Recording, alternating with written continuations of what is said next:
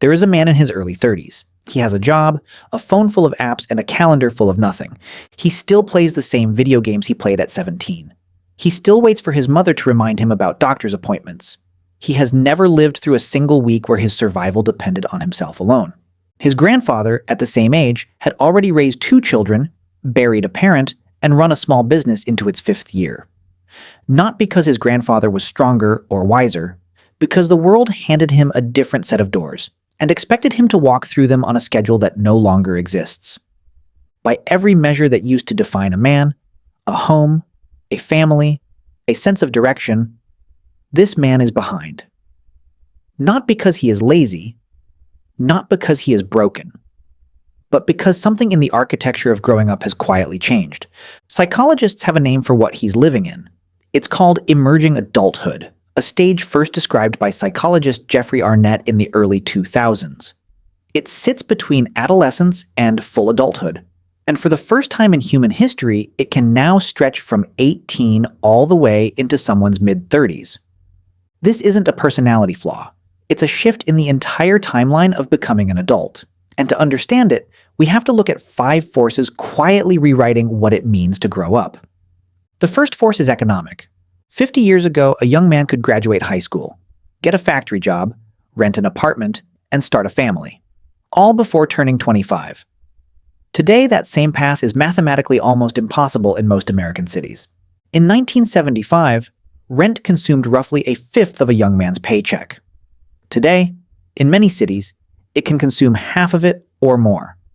Before groceries, before a car payment, before anything resembling a life. Wages have stagnated. Housing costs have tripled relative to income. The traditional markers of adulthood, moving out, financial independence, marriage, used to happen automatically, almost by default. Now each one requires a level of resources that takes years, sometimes a decade, to accumulate. Here's the psychological effect of that. When the external markers of adulthood disappear, the internal identity of adulthood never fully forms. You can't feel like a man who provides if providing isn't structurally available to you yet. So the mind adapts. It stays in a holding pattern, waiting. The second force is parenting. Something shifted in how an entire generation was raised. Parents, especially in middle-class households, moved from a model of go outside and figure it out to a model of constant supervision, constant intervention, constant protection. This is sometimes called helicopter parenting. And while it comes from love, it removes something essential from development: friction, consequences. The small, repeated experience of solving your own problems and surviving your own mistakes. A boy who is driven everywhere until he's 17, who has never had to navigate a conflict without a parent smoothing it over first, can arrive at 18 holding a diploma but still missing something no classroom teaches: the felt memory of having handled something hard, alone. Psychologically, competence isn't built by being told you're capable. It's built by encountering a problem, feeling afraid, and getting through it anyway. If that cycle is interrupted again and again by a parent stepping in, the nervous system never fully learns that it can handle hard things alone.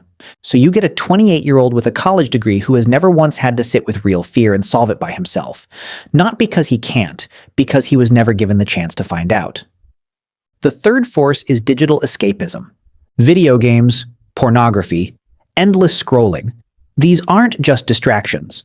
They are, from a neurological standpoint, some of the most efficient dopamine delivery systems ever engineered. And they compete directly with something adulthood requires: the ability to tolerate boredom, discomfort, and delayed reward. The average young man today spends more hours a week inside a screen than his grandfather spent at his first job. Building a career is boring for a long time before it's rewarding. Building a relationship requires tolerating awkwardness and rejection. Building independence requires tolerating fear. All of these are slow, uncertain, effortful processes. A screen offers none of that friction. It offers instant stimulation on demand with zero risk. And when a brain is repeatedly given the easy version of reward, the harder, slower version, the one that actually builds a life, starts to feel almost unbearable by comparison.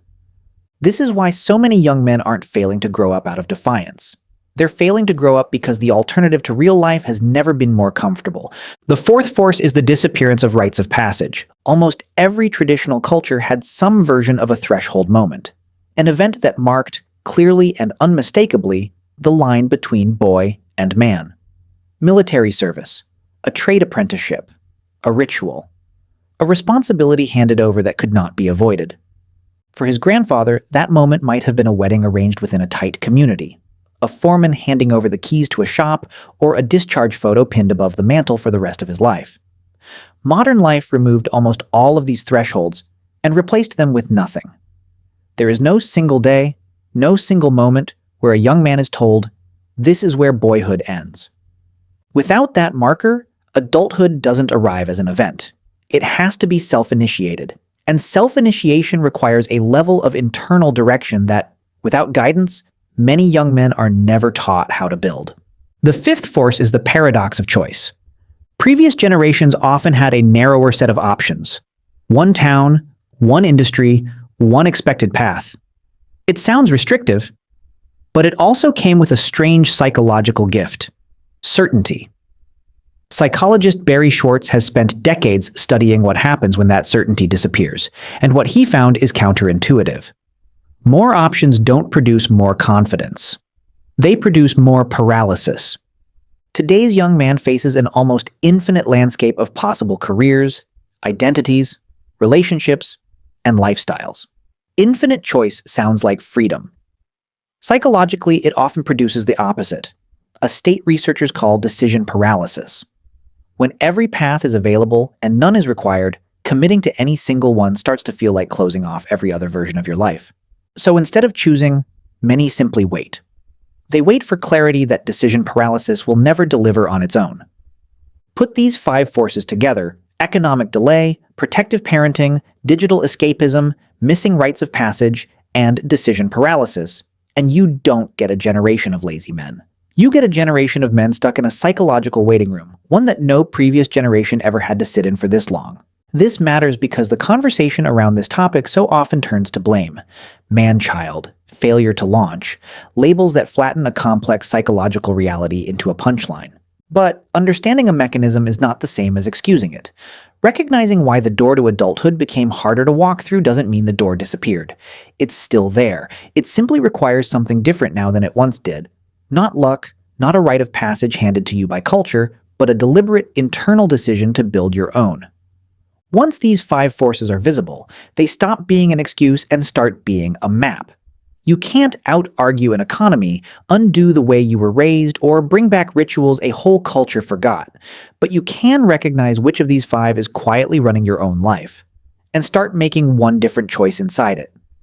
That decision usually starts small, choosing the harder, slower reward over the easy one once on purpose. Sitting with discomfort instead of numbing it with a screen. Making a choice, any real choice, instead of waiting for certainty that was never coming. Adulthood was never really a destination you arrived at by turning a certain age. It was always something built, one uncomfortable decision at a time, by every generation before this one, in its own way. The forces that delayed that process are real, and they are bigger than any one person. But the way out of the waiting room has never changed. It's still the same door it's always been. You just have to be the one who decides to walk through it.